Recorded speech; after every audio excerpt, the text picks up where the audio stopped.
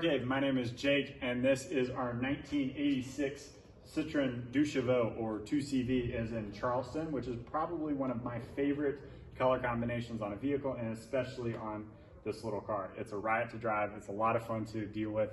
It's very quirky, but in a very loving way, and it just sits very well together. So on this video, I'm going to go over a few things that we have found through our stewardship of this vehicle that are either weird, quirky, or just really nice to know, so you don't have to go through what we did of finding out all these random things and looking up on the internet or calling friends overseas and disturbing their sleep. So first thing is access to the hood. That is going to be a lever right under here. You're simply going to lift up and then either grabbing the license plate to lift up and then lifting the bonnet up. If you have a very long hood prop, you're just going to lift it up. And then, as you can see here, there's going to be just a simple pin and notch. I say simple as I miss it, but simple pin and notch. That's your bonnet stay. That keeps everything upright, and you have access to the motor. We'll go ahead and put this down, work our way around the outside of the car. Same thing, you just gently let it down and lock it in place. Moving along to the doors. Even though the doors are very simple, they have a lot of things going on. They are unlocked, so you have tension. You simply press down and rotate. If they are locked, they'll free spin.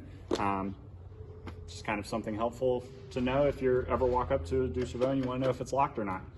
Also, the fact that the door opens is a pretty good indication of that as well. The mirrors, you don't really roll your mirrors down. You simply fold the bottom side up. They're secured with this press latch up here, so you simply press it forward and the bottom half of the window shuts back into place. You can apply a little bit of pressure and press this latch down and it clips into place, and you now have a full window. Let's say you pull up to your favorite ice cream store and you want to get some ice cream from the drive-thru. Simply press your latch, lift your window, and then all in one movement, especially if you're down, you can just simply lift and it automatically snaps in place. Again, it's just a little snap lock right there. Let's see, what else about the doors? Yes, from the inside, this is your inside door handle release. You simply just lift up, and it's a smooth motion. Just lift up and kind of press in with your elbow, and the door pops open. So that is how you get in and out of a vehicle from the inside and the outside. Moving around to our back, we have a simple T-handle lock, or sorry, T-handle latch.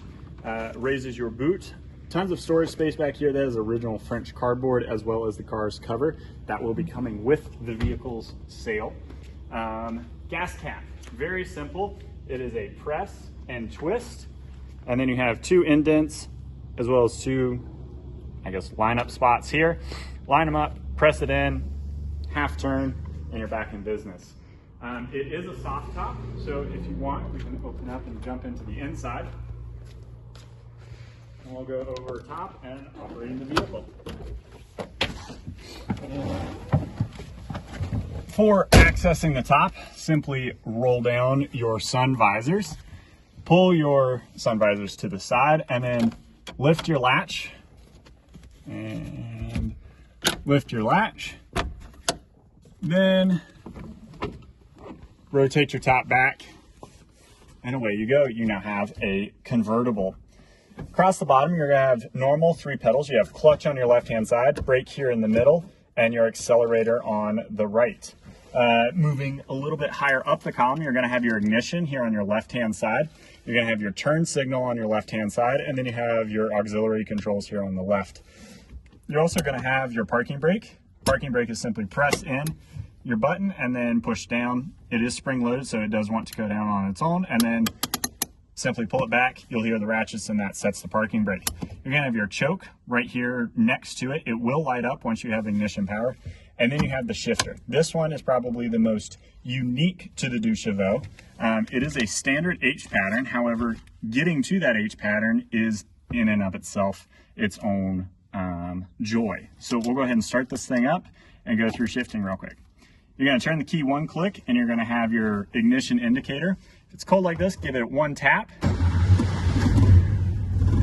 little tap to keep it going, and then you can add choke. Probably should have started with choke, but get nervous under video and it just didn't happen. So again, you can see that the choke is lighting up as you go. You can hear it pulling the engine as well. We'll set it to where the engine seems pretty happy, right about there. So for this video, Let's see what else. Oh, we have wipers. Wipers go right there. There's a soul sign. It's gone. Someone's calling me, but that's fine. We'll get to it. In your dash, you have your standard speedo. It's going to be in kilometers, so 20 to 120. You have your fuel gauge. You have a handy dandy shift pattern in case you forgot what your shift pattern is, your odometer, and then a voltage as well. Currently we're reading low on voltage, and that's because we're setting at idle. Also on the dash, you have your air control, hot or cold, as well as your little vent access right here, your smoker's tray, and then your vents as well up here. For shifting, the most fun part of the 2CV. First gear is going to be, I'm currently in neutral, and your typical wiggle for neutral is just a twist. For first gear, you're going to go all the way to the left and pull back for first. Take off the braking brake, and you'll creep forward. Now let's go into reverse. That's simply going to be continuing leftward pressure and then pushing all the way forward. That's going to be into reverse. And then for second gear, again, you would be first, which is to the left and back, right into neutral, forward into second, third gear, past neutral into third, and then for fourth, back into neutral, right turn, and into fourth gear.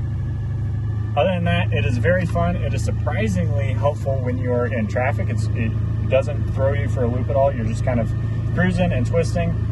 It's a very fun car to drive. It's a very quirky car. Other than that, this one is sold and is going to a new owner that is going to hopefully love it as much as we do. It's a great car. They're a lot of fun. If you have weird cars or cool SUVs or anything like that, be sure to check us out.